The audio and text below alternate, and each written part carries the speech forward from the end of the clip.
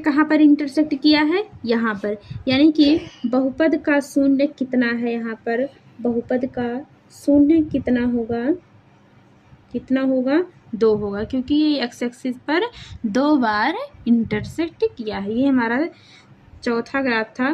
Fifth graph क्या है कि ये वाई एक्सिस है और ये वाई डैश एक्सिस है, ये एक्स एक्सिस है और ये एक्स डैश एक्सिस है। यानी कि देखो फिफ्थ ग्राफ में देख रहे हैं ना, तो ये यहाँ से गया है, यहाँ से, फिर यहाँ से, फिर यहाँ से, फिर यहाँ से, कुछ इस तरह से। ये हमारा 0 मूल बिंदु होता है, ये भी हमारा मूल बिंदु होता है।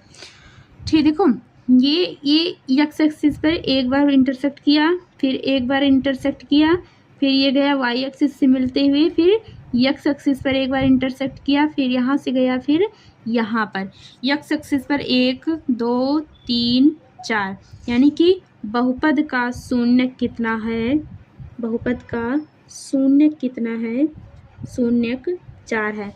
सिंपल सी बात है, जितना बार एक्स एक्सिस को इंटरसेक्ट करेगा उतना ही बहुपद का शून्य होगा, कोई इसमें बड़ा बात नहीं है। जितनी बार एक्स एक्सिस को इंटरसेक्ट करता है उतना ही बहुपद का शून्य होता है। ये हमारा फिफ्थ ग्राफ था। और सिक्स्थ ग्राफ क्या है, सिक्स्थ ग्राफ दिया गया है, ये देखो, यहाँ से टच किया है, केवल इंटरसेक्ट नहीं किया, ये टच किया है, और फिर यहाँ से देखो यहाँ गया है, फिर ये यहाँ पर टच किया है, और फिर ये यहाँ पर।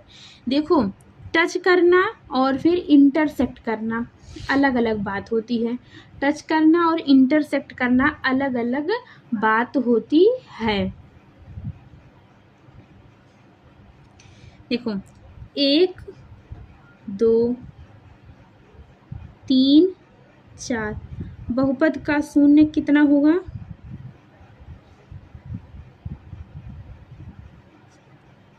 4 होगा। यहीं पर हमारा एक्सरसाइज 2.1 फिनिश होता है। हम पूरा फिर से देख लेंगे शुरू से ऊपर अंत तक।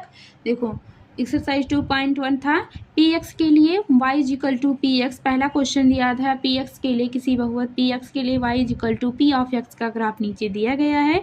इसमें बहुपद के शून्य ज्ञात कीजिए। बहुपद का शून्य हम कैसे ज्ञात करते हैं, जितना बार एक्स एक्सिस